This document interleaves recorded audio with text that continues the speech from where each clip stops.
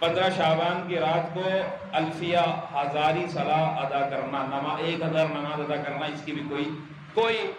15 شعبان کی رات دیکھیں خصوصیت اس رات کی ہے۔ عبد الرحمن مبارک پوری جو غیر مقلدوں کے بہت بڑے عالم تھے، آج کے نہیں، بہت پہلے دارالعلوم دیوبند بننے سے بھی پہلے، جن کی کتاب ہے تحفۃ الاحوذی، ترمذی کی شرح ہے، اس کے اندر وہ خود فرماتے ہیں کہ جان لے کہ یہ جو شعبان کی 15ویں رات ہے، اس کی فضیلت کے اندر بہت ساری حدیثیں وارد ہیں، بہت ساری حدیثیں وارد ہیں، اور وہ کہتے ہیں کہ ان کی تمام کا تمام مجموعہ جو ہے حدیث کا جوڑ لو تو وہ حدیث کا مجموعہ دلیل ہے اس شخص کے خلاف کہ جو یہ کہتا ہے کہ اس رات کے اندر یا اس مہینے کی فضیلت میں کوئی چیز وارد نہیں ہوئی، تو کہا یہ اس کے خلاف کیا ہے؟ حجت ہے۔ خود غیر مقلدوں کے عالم عبد الرحمن مبارک پوری وہ فرما رہے ہیں کہ بھائی فضیلت ثابت ہے۔ ہاں یہ بات الگ ہے کہ مجموعہ حدیث جتنا بھی ہے،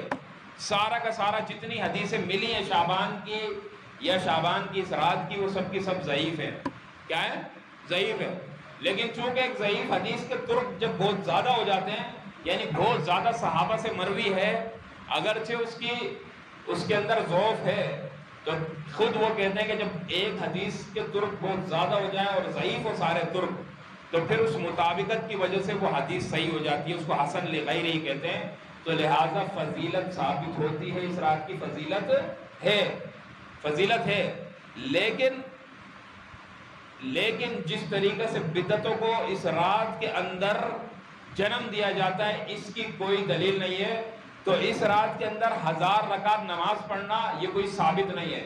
اس رات کے اندر کوئی طریقہ عبادت بھی متعین نہیں ہے، اسی طرح لیلۃ القدر کی رات میں بھی کوئی طریقہ عبادت متعین نہیں ہے۔ ہاں علماء نے کہا ہے کہ جو عبادت ہو سکے وہ عبادت کر لو، جو عبادت ہو سکے وہ عبادت کر لو، اللہ تبارک و تعالیٰ کو راضی کرنا مقصود ہے، اور اس رات کے اندر عبادت کر کے اس رات کی فضیلت کو حاصل کرنا مقصود ہے، لہٰذا وہ کر لو، چاہے وہ ذکر کے ذریعے ہو، چاہے وہ تلاوت کے ذریعے ہو، چاہے وہ واعظ و نصیحت کے ذریعے ہو، لیکن مجمع لگانا بھی پھر یہ مناسب نہیں ہے۔ 15 شعبان کو مجمع لگا کر واعظ و نصیحت کرنا ہے بھی، اسی طرح نفلی نمازوں کی جماعت کرنا یہ بھی صحیح نہیں ہے، صلاۃ التسبیح وغیرہ کی جماعت کرنا یہ بھی صحیح نہیں، یہ بھی بدعت ہے۔ علی سبیل التداعی جو ہے، یعنی بلا کے لوگوں کو اعلان چپکا دینا کہ فلاں شعبان کی 15 رات کو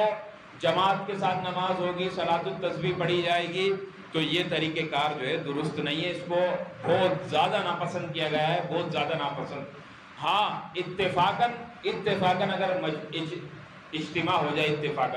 اجتماع سے مراد ہزاروں لوگ نہیں، اجتماع سے مراد 3 لوگ، کہ کم سے کم 3 بندوں کی جماعت ہوتی ہے، کم سے کم 2 کی بھی ہوتی ہے، لیکن میں وہ جماعت کہہ رہا ہوں، اجتماعی جماعت جس کو کہتے ہیں، نماز کی جماعت نہیں، کہ کم سے کم 3 بندے جب مل جاتے ہیں، اللہ کے رسول نے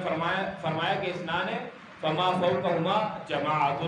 کہ 2 اور 2 سے جو زیادہ ہوتے ہیں وہ جماعت ہوتی ہے، یعنی 3 جو ہے وہ جماعت ہوتی ہے۔ تو مطلب 3 بندے آ گئے، مثال کے طور پر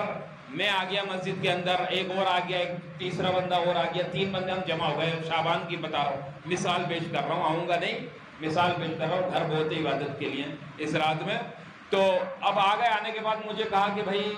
دیکھیں ہم کو تو اتنا قرآن نہیں پتا، یا ہمارے مؤذن صاحب کو اٹھا لیا آ کر، مؤذن صاحب تو ماشاءاللہ مسجد میں ہوتے ہی ہیں، رات میں آ گئے 2-3 بندے اور آ کر دروازہ بجایا کہ مؤذن صاحب ہم آ تو گئے ہیں لیکن ہمیں قرآن یاد نہیں ہے، آپ ماشاءاللہ سے پانی پتی کے بہترین قاری ہو، ہاں پورا قرآن ابھی ختم کر رہے ہو فجر کی نماز میں، تو آپ اس رات میں ہمیں 4-5 پارے پڑھا دو، ثواب مل جائے گا، ہمیں تو پڑھنا نہیں آتا۔ تو اس طریقے سے کرنا جائز ہے، لیکن یہ طریقہ نہیں کہ خاص طور پہ بیچارہ سو رہا اٹھا دو، جیسے